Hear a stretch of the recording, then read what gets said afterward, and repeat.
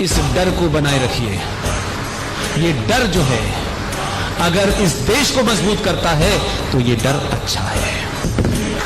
ये डर लगना चाहिए, ये आमिर खान को भी लगना चाहिए, नसरुद्दीन शाह को भी लगना चाहिए, और इसको भी लगना चाहिए, और आसाम में भी लगना चाहिए, और रामपुर वाले को भी लगना चाहिए। तुम्हें डरना चाहिए क्योंकि तुमने बहुत सालों तक हमें डराया है। लिहाजा डर बनाए रखिए। आप लोग आदर्शवाद में मत चले जाइएगा।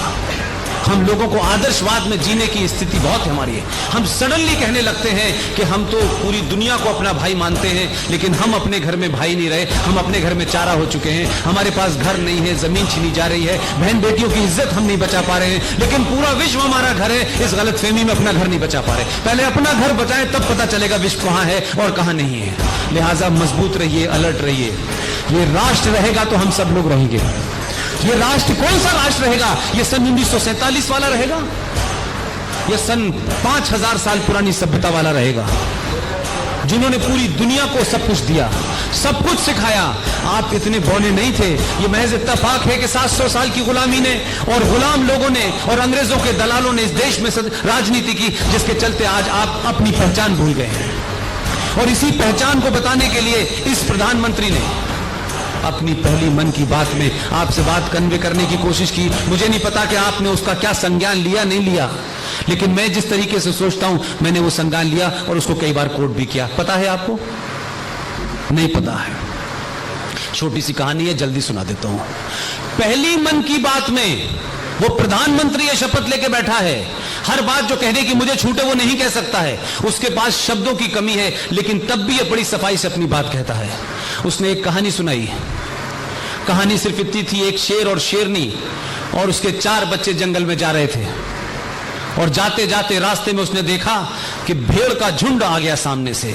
क्योंकि शेर की प्रवृत्ति जो होती है वो हमला करके शिकार करने की होती है। शेरनी और शेर हमला करने के लिए आगे भागे, उनके साथ में 3 बच्चे भी आगे भागे। उसने भेड़ का शिकार किया, उसके बाद शिकार करके खा के आगे चले गए। पीछे पलट के देखा नहीं कि 4 बच्चों में से 3 बच्चे उसके आगे निकल गए, एक बच्चा पीछे रह गया। जो बच्चा पीछे रह गया था उसको कुछ पता नहीं था, वो भेड़ों के झुंड में मिल गया और सदियों तक रहते रहते वो अपने आप को भेड़ समझने लगा। एक दिन उसकी मां ने जब लौट के जंगल की तरफ आई तो वो अपने बच्चे को पहचान गई। ये बात अलग है कि वो मां नहीं, वो पिता था जो 2014 में आया है।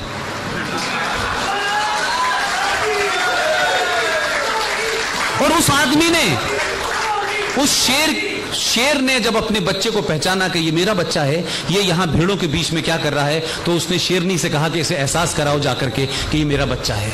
उससे कहा तो वो शेर का बच्चा कहने लगा, नहीं मैं भेड़ हूं। कैसी बात, मैं भेड़ हूं, मैं शेरी नहीं हूं। उसको वो एक कुएं के पास ले गई, उसने अपना चेहरा दिखाया और उससे कहा तू अपना चेहरा देख, मेरा चेहरा तेरा चेहरा एक ही है। और ये कहने के बाद शेरनी ने बहुत जोर से दहाड़ लगाई। तो जब दहाड़ लगाई तो उसको एहसास हुआ कि मैं भी शेर हूं, और उसने भी फिर दहाड़ लगाई और कहा हां मैं तेरा बच्चा हूं, मैं सेकुलर नहीं हूं। तो ये 700 साल के भेड़ों के बीच में रहने वाले लोग, 5000 साल की सभ्यता के पुराने लोग, अपने पुरुषार्थ को जगाइए और आप कौन है ये पहचानिए।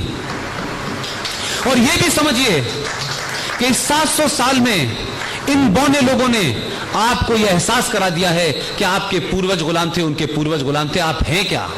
आप जातियों में बटे हैं, आप लैंग्वेज में बटे हैं, आप तो कायर लोग हैं, आपको तो कोई जीने का तरीका ही नहीं आता। आप अंग्रेज नहीं आते तो आपको सुबह टॉयलेट में जाना तक नहीं आता था। यह एहसास करा दिया। लेकिन मैं एक चीज को बड़े नजदीक से देख रहा हूं, जिस कारण मैं यहां खड़ा हुआ हूं, जिस कारण आप सुनने आए हैं मुझे। मैं कोई बहुत सेलिब्रिटी नहीं हूं, मैं कोई बड़ा लीडर नहीं हूं, मेरे कहने से शायद पुलिस वाला मेरी बात भी नहीं सुनेगा, लेकिन सिर्फ एक ही तार मेरे और आपके बीच में है कि जो मैं कह रहा हूं वो आपके दिल में था। सिर्फ इतना ही फर्क है। पिछले 4-5 साल में, ये मैं इसलिए कह रहा हूं कि जो बीजेपी के लोग कैंपेन कर रहे हैं ना, वो भी ये नहीं कह रहे जो कह देनी चाहिए थी। मैं ना बीजेपी का हूं, तब भी मैं वो कह रहा हूं जो उनको कहना चाहिए था। 4 साल में आपको अपने शेर होने का एहसास हुआ। और ये एहसास क्या है? ये 4 साल के शेरों का एहसास है कि लोग मस्जिद नहीं मंदिर जा रहे हैं। उनको मालूम है इधर गए तो ये शेर मारेंगे इस बार। उनको पता है कि अब इजराइल से संबंध ओपन होंगे।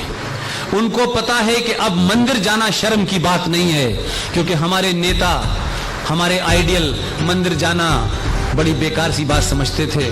और एक पार्टी का वो पहले उपाध्यक्ष था, अब लीडर हो गया, उसने तो ये कहा कि मंदिर जाने वाले वही लोग हैं जो लड़कियों को छेड़ते हैं, तो ये किसे छेड़ने जा रहा है?